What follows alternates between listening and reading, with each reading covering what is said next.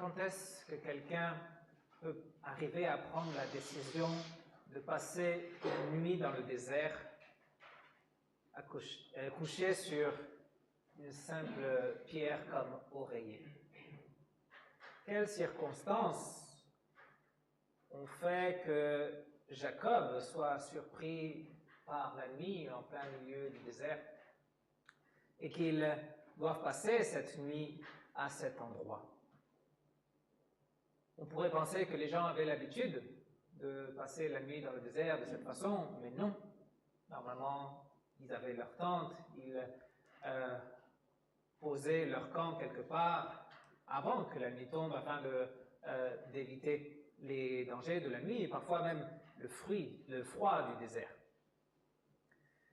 Jacob avait d'autres choses dans sa tête. Il était en train de fuir de sa maison. Il avait volé la bénédiction à son frère aîné. Son frère aîné lui en voulait et son frère aîné était en train d'attendre le décès de leur père pour se venger de son frère.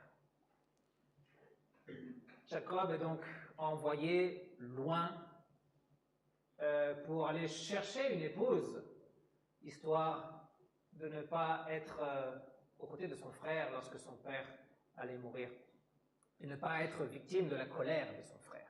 Jacob n'a pas en tête l'organisation de son voyage, de réserver l'hôtel et de prendre une tente et ce genre de choses.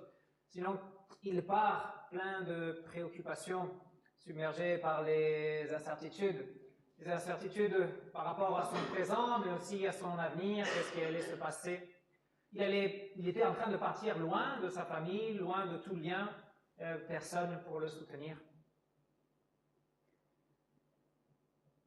Aujourd'hui, nous sommes arrivés ici, peut-être avec d'autres soucis. Peut-être ce n'est pas improvisé. Nous nous sommes organisés pour venir aujourd'hui au culte et à l'église.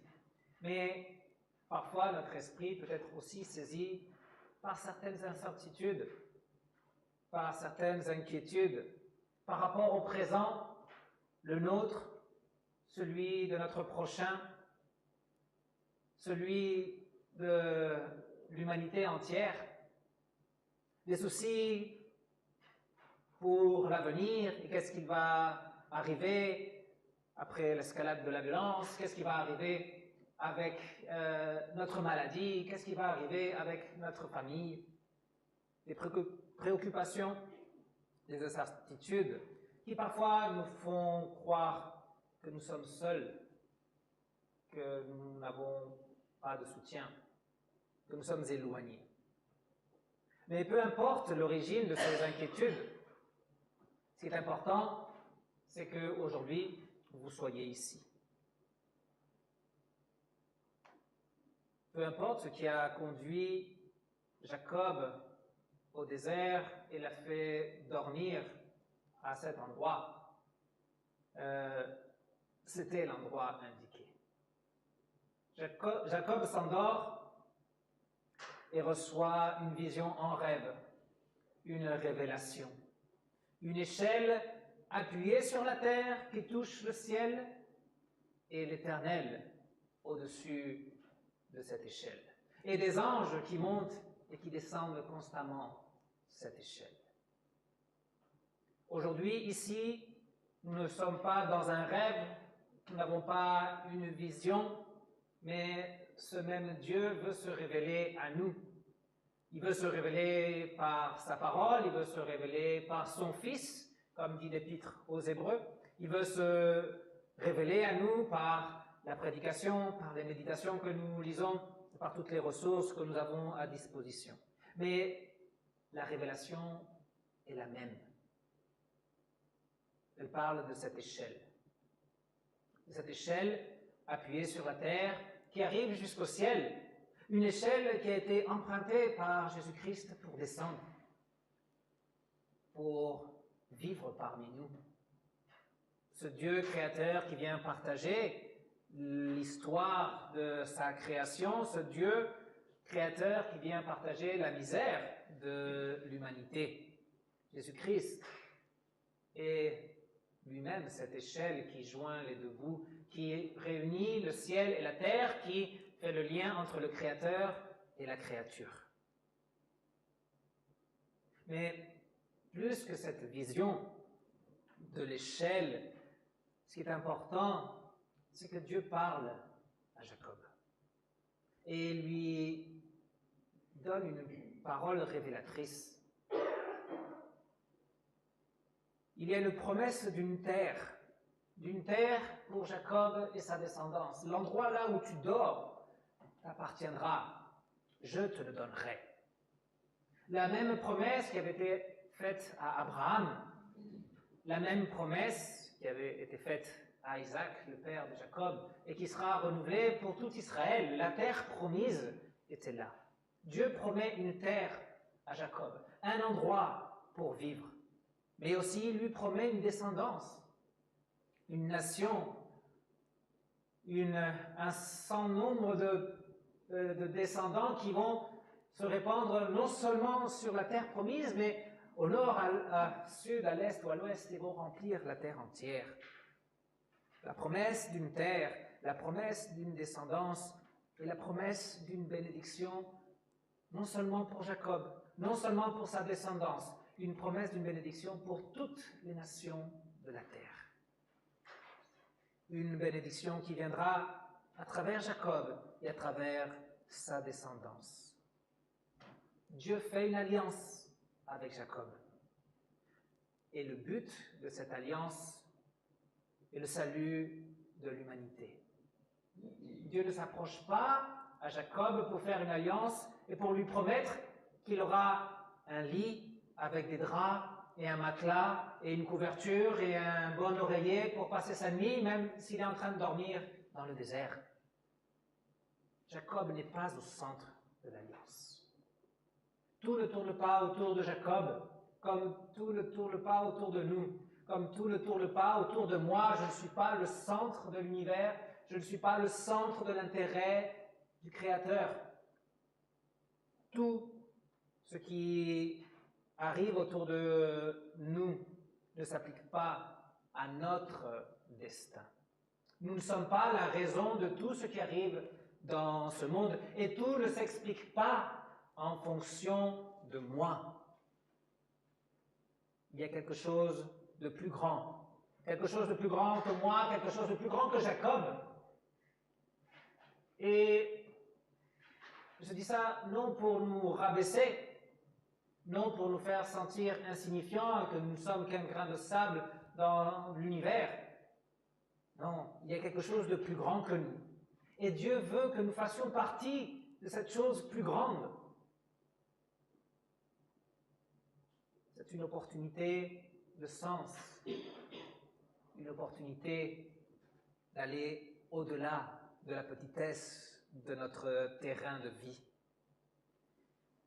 Dieu donne la terre à Jacob parce qu'il est nécessaire que les descendants de Jacob aient une terre dans laquelle ils puissent se multiplier, dans laquelle ils puissent s'établir, dans laquelle ils puissent se consolider comme nation. Dieu donne la terre, Dieu bénit Jacob et promet une descendance abondante parce que de cette descendance doit venir le Messie. Parce qu'à travers ce Messie qui vient de cette descendance, toutes les nations de la terre doivent être bénies. Dieu veut bénir l'humanité déchue. Dieu veut ouvrir le ciel. Dieu veut poser l'échelle. Il veut réunir le ciel et la terre, le Créateur avec la créature. Et dans ce plan, Jacob a une place. Et tout ce qui nous arrive, nous devons le mettre dans la perspective de ce plan, de cette volonté ultime de Dieu. Comprendre que nous ne sommes pas au centre de ce qui arrive, que tout n'est pas que bénédiction pour moi, sinon que Dieu veut aussi bénir toute la terre à travers moi, à travers son Église, à travers son peuple. Et c'est formidable. parce que nous faisons partie de quelque chose de plus grand que nous-mêmes. Nous faisons partie de cette bénédiction que Dieu veut répandre sur toute l'humanité. Le plan dépasse Jacob, comme le plan nous dépasse à nous. Mais il y a des promesses pour Jacob, l'individu, comme il y a des promesses pour chacun de nous, même si nous ne sommes pas au centre de ce plan global. Le but des promesses, c'est que nous puissions garder la foi, pour que nous puissions vivre en espérance, pour que nous ayons de la confiance et que, en définitive, nous vivions en fidélité, selon la volonté de notre Seigneur. Dieu promet à Jacob de lui donner tout ce dont il a besoin pour que Jacob puisse accomplir sa part dans ce plan et pour que son plan en entier puisse s'accomplir et bénir l'humanité. La plupart d'entre nous, nous connaissons le passé de Jacob. Et il n'était pas la meilleure personne à imiter. Jacob n'a aucun mérite pour recevoir cette promesse et pour faire partie de ce plan merveilleux. C'est surprenant que Dieu ait choisi Jacob et pas quelqu'un de mieux. Comme c'est surprenant que Dieu nous ait choisi chacun de nous. Nous pour faire partie de ce plan qui est beaucoup plus grand que nous-mêmes. Non parce qu'il y ait une vertu particulière en chacun de nous. Ce n'est pas en fonction de nous, ce que nous sommes, ce que nous avons fait ou ce que nous pouvons devenir, que Dieu nous a choisis. Il nous a choisis en fonction de sa grâce, en fonction de son amour. Il nous a choisis malgré nous pour que nous obtenions les fruits de son plan parfait, pour que nous soyons, nous, inclus dans ce plan, pour que nous soyons, nous, rattrapés par la bénédiction de toutes les nations. Nous faisons partie de ce plan. Christ est descendu du ciel pour que nous puissions monter à ce ciel un jour. Christ est descendu pour nous réunir avec notre Créateur. En lui, nous sommes adoptés. En lui, nous avons la promesse. En lui, nous montrons cette échelle. Et en lui, nous vivrons dans la présence de notre Dieu. Ce n'est pas par mes forces, ce n'est pas par mes mérites, ce n'est pas par une vertu particulière en moi. Cette échelle est une escalator, une échelle mécanique.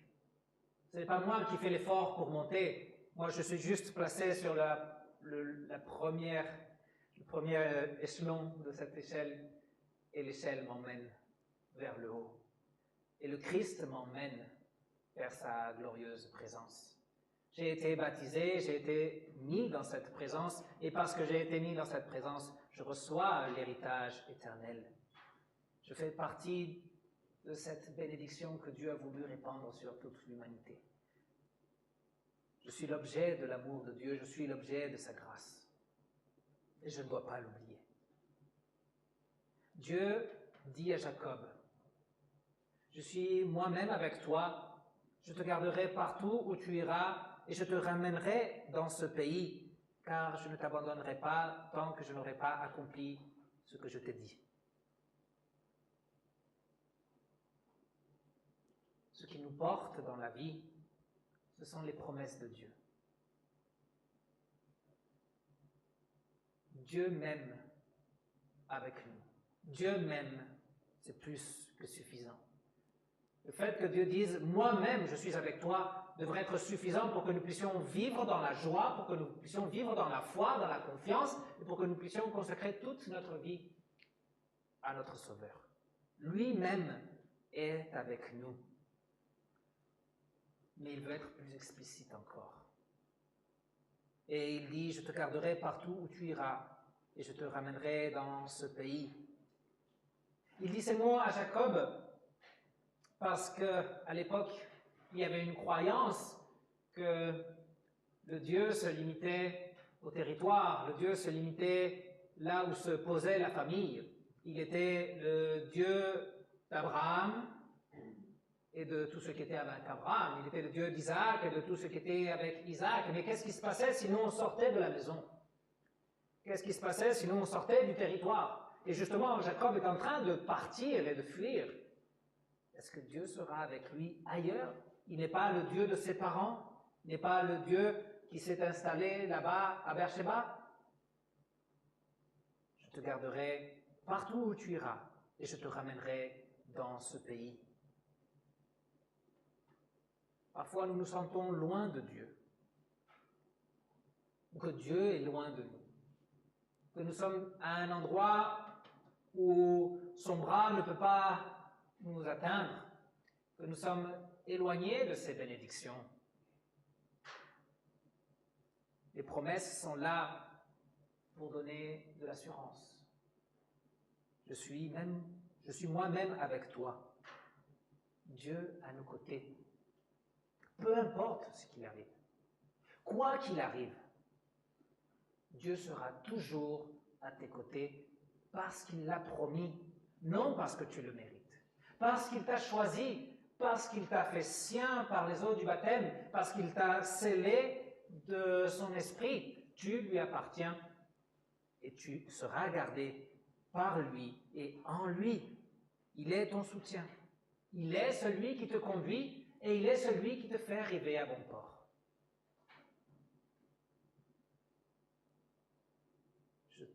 Je ne t'abandonnerai pas tant que je n'aurai pas accompli ce que je t'ai dit. Dieu s'engage à rester avec Jacob comme il s'engage à rester avec nous. Personne ne l'oblige. Et personne ne nous oblige à rester avec lui. On peut s'en aller. Mais sa promesse, c'est de ne pas nous abandonner. Nous aussi, nous pouvons l'abandonner. Mais si nous restons, si nous demeurons en lui, Dieu s'engage à nous soutenir, nous accompagner. Et je vous assure qu'on ne sera pas déçus. Ça ne dépend pas de nous. Ça dépend de sa grâce. Si les préoccupations, si les inquiétudes, si les circonstances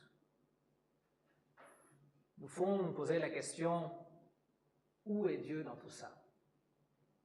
Ou nous font douter de la promesse de notre Seigneur, ou nous font penser que Dieu nous a abandonnés, sa parole nous dit, il n'en est rien. Jamais il ne nous abandonnera. Jamais il ne nous abandonnera tant qu'il n'aura pas accompli ce qu'il nous a dit. Tant qu'il ne nous aura pas fait monter cette échelle et tant que nous ne serons pas dans le paradis, sa promesse est d'actualité. Et une fois qu'on sera avec lui, on n'aura plus besoin de promesses parce que nous serons dans la réalité. Sa parole te confirme qu'il sera avec toi et que jamais il ne t'abandonnera. Nos sensations, nos pensées nous feront croire le contraire et nous devons fonder notre foi dans sa parole. Ce n'était pas juste un rêve pour Jacob. Il s'est réveillé et il s'est rendu compte que tout était vrai. Il a pris la pierre qui lui servait d'oreiller et il l'a placée comme une stèle pour se souvenir qu'à cet endroit, Dieu avait fait une alliance avec lui, qu'à cet endroit se trouvait la maison de Dieu, l'accès, la porte du ciel. Ce n'est pas un rêve. Et c'est là la bonne nouvelle. Jésus-Christ n'est pas un rêve. Les portes du ciel sont ouvertes pour toi. Ce n'est pas un rêve. Tu as été adopté, tu es un enfant de Dieu et ce n'est pas un rêve. Ce n'est pas juste un bon souhait. C'est une réalité. Tu as été introduit dans cette nouvelle réalité. Et c'est merveilleux. Et c'est redoutable. C'est énorme. Et c'est magnifique. Pouvoir être en présence du Christ, ici, sur la terre, et savoir qu'en lui, nous sommes aussi là-bas dans le ciel, parce que c'est notre destin en lui, parce que c'est notre espérance, parce que c'est sa promesse. La Sainte Seine que Dieu nous propose aujourd'hui vient nous rappeler que l'échelle a été placée et que ce qui est au ciel descend sur la terre pour nous nourrir, pour que nous aussi, nous sachions que nous allons monter au ciel. C'est notre stèle, c'est notre porte au ciel, c'est l'endroit où nous devons nous rappeler que Dieu a fait une alliance avec nous et qu'il n'abandonnera pas cette alliance. Il sera lui-même avec nous. Que ce temps de carême, que ce temps de marcher avec Jésus, même dans l'inconfort, nous conduise à nous souvenir toujours de ses promesses. Que ce temps de carême, nous puissions le parcourir dans la perspective de la croix, dans la perspective de la grâce de Dieu, de l'amour de Dieu, de cette alliance qu'il a faite avec nous, dans cette assurance que cette échelle existe, que les portes du ciel sont ouvertes et que Christ est venu pour que nous puissions en profiter. Le plan est en marche. Nous nous dirigeons vers notre patrie céleste. Et tant que nous serons ici-bas, le Seigneur nous gardera partout où nous irons et il nous ramènera toujours à lui. Amen. Que la paix de Dieu qui surpasse toute intelligence garde vos pensées, garde vos cœurs en Jésus-Christ, celui qui est l'échelle, celui qui joint le debout, celui qui est venu apporter le pardon et la vie éternelle. Amen.